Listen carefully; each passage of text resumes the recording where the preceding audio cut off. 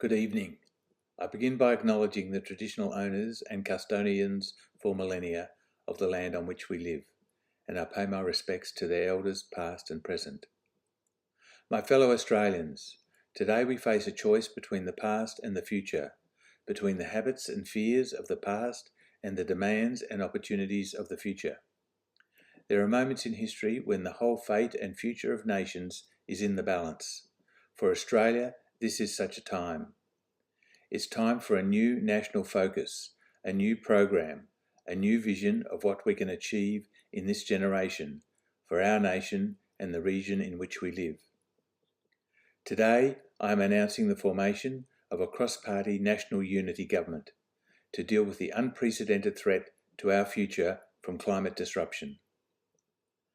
Climate change threatens the very existence of society as we know it, in Australia and around the world. Responding adequately to climate disruption is fundamental to the survival of our nation and global community. The world knows our planet's climate is changing in dangerous ways. 10 years ago, in 2015, Australia joined the international community in aiming to keep global heating well under 2 degrees, and preferably under 1.5 degrees, to avoid dangerous climate change. Yet here we are, on the net zero 2050 emissions reduction pathway, with projected fossil fuel industry emissions possibly as high in 2050 as today, with this year likely the hottest globally in at least 100,000 years, with warming nudging 1.5 degrees right now and heading, as likely as not, towards 3 degrees, triggering an irreversible rise in sea levels of several metres that will drown coastal cities and deltas. We must now admit that the net zero 2050 path that industry, business and the media endorsed has always been high risk. It has only ever had a 50-50 chance of preventing warming beyond 2 degrees, according to conservative United Nations climate scientists. Not surprisingly, we now face extremely risky consequences, according to our Office of National Intelligence Global Climate Risk Assessment, which today I am making public. Our close allies, our Five Eyes partners, the US and UK, have made available declassified versions of similar assessments, and we now acknowledge there is no longer any reason for us to not do the same. The ONI assessment, just like those of the UK and the US, warns that within the next decades, we face a future beyond human experience of unbearable heat, unstoppable bushfires and unviable northern Australia, more emerging diseases and increased social unrest and geopolitical conflict, on top of a global food crisis. Already people are losing their homes and livelihoods. So it is clear any emissions reduction that net zero 2050 were to deliver, we now acknowledge will be too little, too late. Our emissions reduction response to date has clearly failed. Our reliance on the marketplace to reduce emissions efficiently has been misplaced. Unfortunately, business as usual won't enable the necessary emissions reductions quickly enough. We have been telling you to take it easy, to stand where you are and enjoy the view, to avoid the difficult facts. So, with no one, government, business, the media, pointing to the crumbling cliff edge on which you stand, you've had no reason to turn around, to take a step back, to change your point of view. This, my fellow Australians, is an honest description of the problem, the level of danger we now face. Yes, our world is normal no more, and I think we all feel it in different ways, even if we can't actually say it out loud. But we have a choice. We can continue on to a future of climate chaos, or we can choose to do what is necessary to avoid it. Either way, we face rapid and widespread change, but the latter choice has an upside. So what is it necessary for us to do? Where do emissions need to get to and by when? And how do we get there? It is clear to us now that our best chance of avoiding the chaos lies in very quickly stopping new emissions. As the UN says, as the International Energy Agency says, as expert climate scientists have been telling us. And to draw down the CO2 we've already emitted, the CO2 in the atmosphere that's delivering the deadly climate impacts we now witness daily, and while doing that, try to keep warming below 2 degrees. Therefore, today, we submit our updated nationally determined contribution to emissions cuts.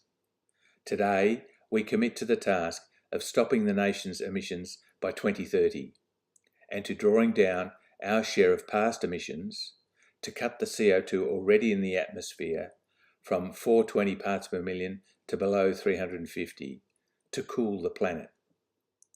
We need to do this, we must do this, and together we can. Maximising the chance of achieving these goals, of enabling a safer future for our children, will require a whole-of-government emergency response, which is why we are establishing a cross-party national unity government, including colleagues from the Greens, the Teals, as well as both independent and opposition climate-concerned MPs. I acknowledge that many Australians have been demanding climate action like this for a long time. So, in answer to those of you asking why we've held off making these announcements until today, I say this. The sobering findings of the Office of National Intelligence Climate Risk Assessment spooked us. At first, we couldn't believe them. Our living conditions at risk in the unimaginably dangerous future I just described, the future we assumed we had, gone, lost. We couldn't accept the loss. We were in denial. Like the fossil fuel industry, we were in denial of the reality that global warming, that continuing to approve new fossil fuel projects, continuing emissions, was destroying the future we had taken for granted. And just like you, we didn't like being told we were wrong. In denial, it was we who did the demonising of those looking for safety. In denial, we practiced cheap political point scoring. In denial, we breached your trust. It was our ignorance and our prejudice, and our failure to imagine that our actions would harm all of us. That is, until today. Now, a word of warning. Stand by for today's new targets to be decried by those still in denial of our physical reality. Those in denial of the unacceptably high risk that the net zero 2050 pathway will push warming past 2 degrees. Stand by for them to ridicule today's new targets as too hard, as too much green tape, as damaging the economy. They will say that we mustn't let the perfect be the enemy of the good. Well, let me say, today's announcements are not the perfect. They are not the enemy of the good. They are the good. Because the perfect would be no emissions from tomorrow. When you hear them, ask yourselves, are they saying we can't afford to make life safe? Are they saying that a 50-50 chance of catastrophe is a risk worth taking? They should remember that we can change the laws of the land, but not the laws of physics. Yes, it's true, we have all benefited from the burning of fossil fuels, but we can no longer afford to deny the life-threatening costs of having done so. Nonetheless, I get your anger. It's understandable. You've been misled. I get your wishful thinking, telling yourself things aren't that bad, trying to work out a way for the normal world to return, bargaining with our planet's climate system. I get your despair when politicians try to put out a raging bushfire with a garden hose. We despair when no response that would be effective seems possible. Our denial, anger, bargaining, and despair are only natural. After all, we're grieving a monumental loss, the loss of a future we'd taken for granted. But the good news is, Accepting the loss of the future we thought we had frees us to move on. It frees us to build a new future that can be safe. So, we apologise for the laws and policies of successive parliaments and governments that have delayed urgent emissions reductions. We apologise especially for the removal of hope. For the despair, we say sorry. The time has now come for the nation to turn a new page in Australia's history by righting the wrongs of the past and so moving forward with confidence to a new future. I believe we are smart enough and compassionate enough to build this new, safer future. But we must act fast. To do so, today I am also releasing the framework of a national response to the ONI findings and determinations, called the Future Australia Safe Transition, or FAST, which I am confident a majority of you, including those in Parliament, will support. FAST will enable the necessary extensive emissions reductions that would otherwise be impossible. It will deliver coordinated, coherent emergency emissions reduction processes across energy and water policy, across health, logistics, transport, agriculture and industry policy. It will drive the rapid, large-scale economic and social transformation now needed.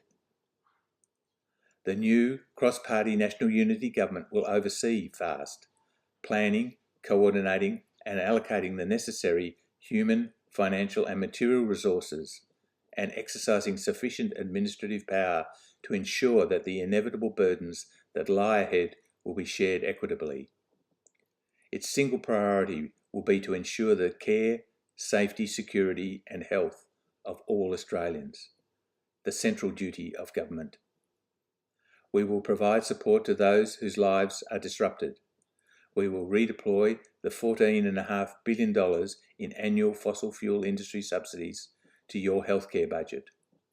We will retrofit the nation with low-energy homes and transport systems. We will restore our water and food security, our native ecosystems and our soils, our life support systems. We will establish, as recommended by the Australian Security Leaders Climate Group, a climate threat intelligence unit within the ONI to both coordinate an abrupt climate change early warning system and to brief Parliament annually. We will rebuild the climate science and risk analysis capacity of the CSIRO and the Bureau of Meteorology. We will rebuild the public service and reclaim policy making from the private sector. The priority of industry policy will be to retrain and create new jobs, of which there will be plenty, for those displaced during the closure of the fossil fuel industry. The priority of energy policy will be to subsidise energy conservation, maximise energy efficiency, and do more with less. The priority of foreign policy will be to assist the transition globally. The National Unity Government's response, the FAST response, starts with decisions to withdraw all government subsidies, including tax exemptions, to fossil fuel industries, to exclude carbon offsets in the calculation of industry emissions reductions, and to cease and rescind approvals of new coal, gas and oil exploration and mining licences. We have responded in similar ways successfully to emergencies before. It's how we fight bushfires, rescue and rebuild from floods, and how we responded to the pandemic and defended the nation through World War II. And it's the response that can defeat today's enemy, greenhouse gas emissions. What national project could better unite us than one in which we work together to secure our nation's future and act as responsible global citizens? I want to seek our common purpose and promote unity and optimism, not fear and division. As I said when we came into government, it is a show of strength to collaborate and work with people, not weakness. I want to find that common ground where together we can plant our dreams, to unite around our shared love of this country, our shared faith in Australia's future, our shared values of fairness, and opportunity, and hard work and kindness to those in need. Thank you.